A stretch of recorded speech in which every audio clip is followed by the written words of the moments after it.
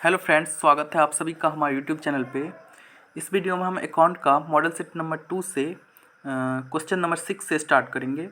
इससे पहले वाले वीडियो में हमने क्वेश्चन नंबर 1 से 5 तक सॉल्व करा था। अगर आपने वो वीडियो अभी तक नहीं देखा है तो उसको देख लीजिए, उसके बाद इस वीडियो को स्टार्ट करें। आइए हम क्वेश्चन नंबर 6 से स्टार्ट करते हैं। क्वेश्चन नंबर 6 में है, बॉन्ड से आप क्या समझते हैं। हिंदी में नाम गलत है तो आप इंग्लिश में पढ़ लीजिए। बॉन्ड से आप क्या समझते हैं, ठीक है। What do you mean by bond. अब बॉन्ड आंसर पढ़ने से पहले हम एक बार ये बता दूं आप सभी को कि बॉन्ड क्या होता है। बॉन्ड ऋण पत्र के समान होता है जो कंपनी प्राइवेट और मतलब सरकारी दोनों कंपनियां इश्यू करती हैं, ठीक है। आइए हम आंसर पढ़ते हैं। देखिए, विषय वस्तु और प्रकृति दोनों के संबंध में बॉन्ड ऋण पत्र के समान होते हैं, ठीक है। बॉन्ड क्या होता है, ऋण पत्र के समान होते हैं, ठीक है।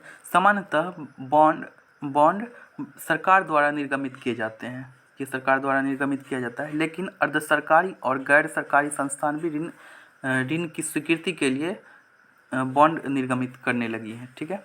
पहले ये सरकारी संस्थाएं ही करती थी, लेकिन अब ये गैर सरकारी या अर्ध सरकारी संस्थाएं भी हैं, वो भी इशू करने लगी हैं, ठीक है। बॉन्ड और ऋण पत्र में महत्वपूर्ण अंतर यह है कि ऋण पत्र डिवेंचर जो होता है वो पूर्व निर्धारित रेट पर निर्गमित किए जाते हैं। डिवेंचर में पहले से परसेंटेज होता है, जैसे 8% डिवेंचर्स, 9% डिवेंचर, 6% डिवेंचर, ठीक है। लेकिन बॉन्ड में ऐसा कुछ नहीं होता, जबकि बॉन्ड बिना पूर्व निर्धारित ब्याज पर निर्गमित किए जा सकते हैं, ठीक है। जैसे डिप डिस्काउंट बॉन्ड। अब ऋण पत्र तथा बॉन्ड शब्दों का प्रयोग अंतरवल या पता नहीं यहाँ पे क्या था, एक मिनट, हाँ अंतरवल ही है, अंतरवल के रूप में किया जाने लगा है। अब दोनों को एक दूसरे के रूप में मतलब एक दूसरे की जगह पर यूज किया जाने लगा है। वही क्वेश्चन नंबर 7 है, रोकड़ प्रवाह विवरण से आप क्या समझते हैं। What do you mean by cash flow statement, explain. देखिए, रोकड़ प्रवाह विवरण एक ऐसा विवरण है जो रोकड़ के स्रोतों एवं प्रयोगों को, यहाँ पे स्रोतों एवं प्रयोगों को विश्लेषित करके किसी समय विशेष में रोकड़ की उपलब्धता को जानने के उद्देश्य से तैयार किया जाता है। हमारे पास कितना रोकड़ बचा हुआ है, रोकड़ मतलब कैश, उसको जानने के लिए ये बनाया जाता है, ठीक है। यह एक लेखांकन वर्ष की तुलना में किसी दूसरे लेखांकन वर्ष की स्थिति में परिवर्तन को दर्शाता है, ठीक है। जैसे पिछले साल हमारा क्या था कैश, और इस साल क्या कैश फ्लो है वो दिखाता है, ठीक है। इस प्रकार रोकड़ प्रवाह विवरण एक अवधि विशेष के क्रियाकलापों द्वारा रोकड़ तथा रोकड़ समतुल्य का अंतर्वाह एवं बहिर्वाह को प्रदर्शित करता है। यह रोकड़ प्राप्ति एवं भुगतान के विभिन्न माध्यमों के यहाँ पे बारे में विस्तृत जानकारी देता है, ठीक है, उपलब्ध करवाता है। यह रोकड़ प्रवाह का एक महत्वपूर्ण तकनीक है। यह लेखांकन प्रमाण 3 के अनुसार बनाया जाता है, ठीक। ये देखिए, लेखांकन मानक 3 क्या होता है। लेखांकन अकाउंटिंग स्टैंडर्ड, लेखांकन प्रमाण मतलब क्या होता है कि अकाउंटिंग स्टैंडर्ड क्या होता है, ये अकाउंटिंग हम कैसे करें उसके बारे में बताता है। जैसे AS1 क्या होता है, डिस्क्लोजर ऑफ अकाउंटिंग पॉलिसीज, आप पॉलिसीज अकाउंटिंग पॉलिसीज जो है उसको कैसे दिखाते हैं, ठीक है। AS2 आता है, ऐसे ये बहुत सारे AS है, मैं पढ़ा हूँ AS1 से AS29 तक। AS2 में क्या होता है, वैल्यूएशन ऑफ इन्वेंट्रीज, ठीक है। अब साल के अंत में अगर कोई हमारे पास इन्वेंट्री बच जाता है, इन्वेंट्री मतलब स्टॉक, ठीक है, बच जाता है, तो हम उसको कैसे लिखें। एक तो कॉस्ट पर लिख सकते हैं, और एक क्या होता है हम उसके रिलाइजेबल वैल्यू पर लिख सकते हैं, ठीक है। तो वो क्या बोलता है, रूल क्या बोलता है, AS क्या बोलता है हमें कि एक कॉस्ट और NRV मतलब net realisable value, which ever is lower. अब ऐसा नहीं कि कॉस्ट आपका है मान लीजिए 10 लाख का, ठीक है, और रिलाइजेबल वैल्यू उसका मार्केट में क्या वैल्यू है 5 लाख ही है, तो आप 10 लाख पे नहीं दिखा सकते हैं, आपको 5 लाख पे ही दिखाना होगा, ठीक है। तो ये हमें बताता है। उसी प्रकार AS3 है जो हमें कैश कितना इनफ्लो हुआ, कैश आउटफ्लो हुआ, मतलब कितना आउटफ्लो हुआ वो बताता है, ठीक है।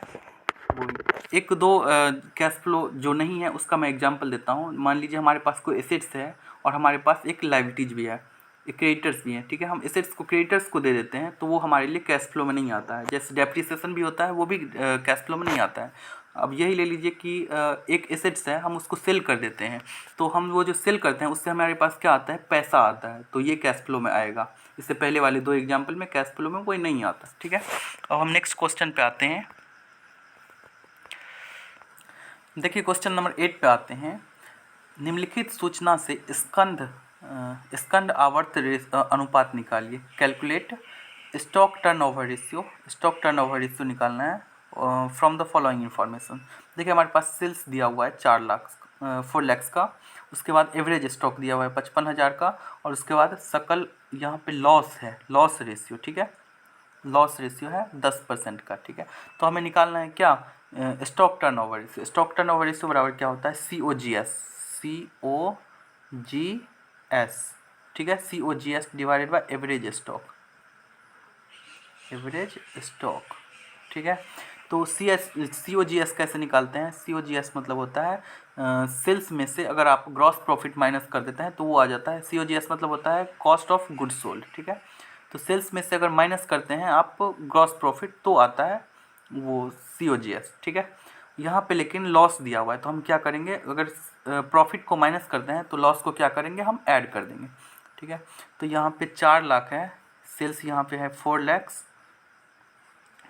मान लीजिए, उसके बाद इसमें से 10% है, 10% ऐड कर दीजिए, तो ये आपका निकल जाएगा 4,40,000 का, ठीक है। ये COGS हो गया, और एवरेज स्टॉक ये दिया, इसको डिवाइड कर दीजिए, 8 टाइम्स आएगा आंसर।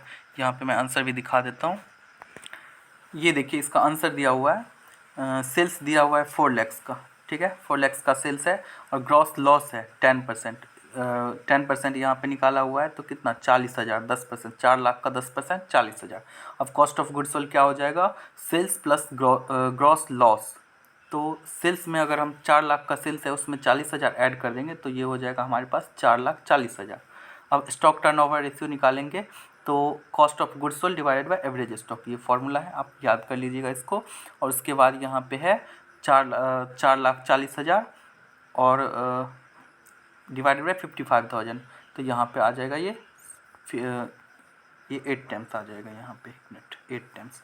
अब यहीं पे बोलता अगर डेटर्स कलेक्शन पीरियड निकालना तो हम क्या लिखते हैं, 360 डेज, अगर ये डेज में रहता तो डेज में निकालना था तो, या 52 डेज, ये 52 वीक्स में रहता तो 52 डेज वीक्स, और यहाँ पे आता अगर ये मंथ में रहता तो 12 लिखते हैं, डिवाइडेड में लिखते 8 टाइम्स, तो ये आ जाता डेटर्स टर्नओवर। लेकिन ये क्वेश्चन नहीं पूछता है तो हम यहीं तक आंसर में छोड़ देंगे, ठीक है।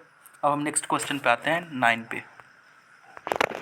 देखिए अब क्वेश्चन नंबर 9 है, राम के रुपये 100 वाले 100 अंश जो रुपये 50 की प्रथम एवं अंतिम याचना का भुगतान नहीं करने से जब्त कर लिए गए थे, श्याम को 70 रुपये प्रति अंश पूर्णतः चुकता मानते हुए निर्गमित कर दिए गए। जब्त और पुनः निर्गमन के लेखे हेतु रोजनामचा प्रविष्ट करें। आइए इंग्लिश में पढ़ लेते हैं, उससे ज़्यादा समझ आएगा। इंग्लिश में है, Ram's forfeited shares of ₹100 each for non-payment of first and final calls of ₹50, ठीक है। राम का 100 रुपया वाला शेयर जब्त कर लिया गया, कितने रुपए के नॉन पेमेंट पे, 50 रुपये का पेमेंट उन्होंने नहीं करा था, ठीक है। 100 रुपया वाला शेयर था और राम ने 50 रुपया पे नहीं करा था तो उसको जब्त कर लिया गया था। वही जब्त किया हुआ share issued to Shyam for 70 rupees.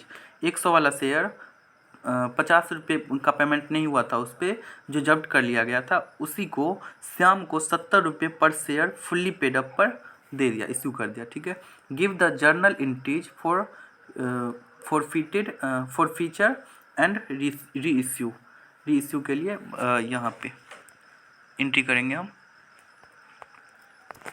अब इसका आंसर देखिए 9 का।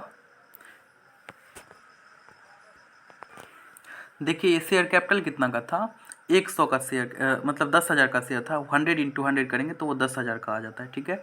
10,000 पे कितना हमें मिल गया था, 5,000 तो राम से ही मिल गया था, 5,000, ठीक है। तो हम लिखेंगे इसका शेयर कैपिटल अकाउंट डेबिट 10,000 से डेबिट करेंगे उसको, two share first and final call account होगा, यहाँ पे गलत लिखा हुआ है, first and final call account, और two share forfeiture, share forfeiture account भी लिख देंगे आप, शेयर फॉर फीटेड अकाउंट तो भी चलेगा, ठीक है। यहाँ पे 5,000 से हमने 10,000 का शेयर था, उसमें हमें 5,000 मिल गया था, और 5,000 क्या हुआ था, हम शेयर फॉरफिटेड में उसको ट्रांसफ़र कर दिए थे, ठीक है।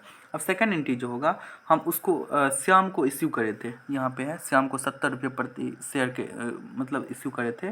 तो अगर इश्यू करेंगे तो हमारे पास पैसा आएगा, तो बैंक अकाउंट डेबिट 100 इंटू यहाँ पे 7 होगा, 100 इंटू 70, ठीक है। तो यहाँ पे आ जाएगा 7,000, 7,000, ठीक है। उसके बाद 100 का, पहले देखिए सोचिए, 100 का शेयर था जिसको हमने 70 रुपया में इश्यू कर दिया, ठीक है। तो हमें 30 रुपये का क्या हो गया, लॉस हो गया।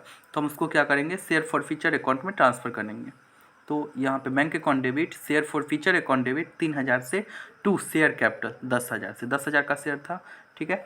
अब यहाँ पे देखिए आप, यहाँ पे ये वाला, एक मिनट, यहाँ पे समझ नहीं आएगा तो ये देखिए, यहाँ पे 5,000 का हमने यहाँ पे शेयर फॉर फ्यूचर अकाउंट में डेबिट करा था, मतलब क्रेडिट करा था, ये हमारे लिए प्रॉफिट था, ठीक है। अब यहाँ पे देखिए हमने 3,000, यहाँ पे मुझे लॉस हो गया, हमने डेबिट करा, तो दोनों के बीच में कितना हो गया, 2,000 का ये डिफरेंस हो गया, ठीक है। ये 2,000 के डिफरेंस को हम क्या करेंगे, कैपिटल लेजर में, ये हमारे लिए प्रॉफिट है तो हम कैपिटल लेजर में ट्रांसफ़र कर देंगे। यही यहाँ पे एंट्री हो जाएगा, share forfeiture account debit to capital ledger account 2,000 से, ठीक है। वैसे भी आप, ये हम डबल एंट्री सिस्टम पढ़ते हैं तो आप यहाँ पे सोच सकते हैं कि यहाँ पे देखिए शेयर फॉर फ्यूचर अकाउंट 5,000 से है और यहाँ पे 3,000 से है, मतलब क्रेडिट कितना है, क्रेडिट कितना है 5,000 से, और यहाँ पे डेबिट हो गया 3,000। तो अभी हमें 2,000 और डेबिट करना था, इसीलिए हमने यहाँ पे 2,000 और डेबिट कर दिया, ठीक है। और हम नेक्स्ट क्वेश्चन पे आते हैं। अब देखिए क्वेश्चन नंबर 10 में क्या है कि वित्तीय विवरण विश्लेषण के किन्हीं 3 सीमाओं को लिखें। सीमा मतलब क्या होता है, बुराइयाँ, उसका नुकसान। देखिए आंसर है, वित्तीय विवरण विश्लेषण के 3 सीमा निम्नलिखित हैं। फर्स्ट है, पूर्वानुमान करने में मदद नहीं करता है, ये आगे फ्यूचर में क्या होने वाला है उसमें ये मदद नहीं करता है, ये नहीं बताता है हमें कि आगे क्या होने वाला है, ठीक है। पहला ये हो गया। दूसरा, गुणात्मक तथ्यों को अनदेखा कर देता है, ये इग्नोर्स क्वालिटेटिव फैक्टर्स जो है उसको इग्नोर कर देता है, ठीक है।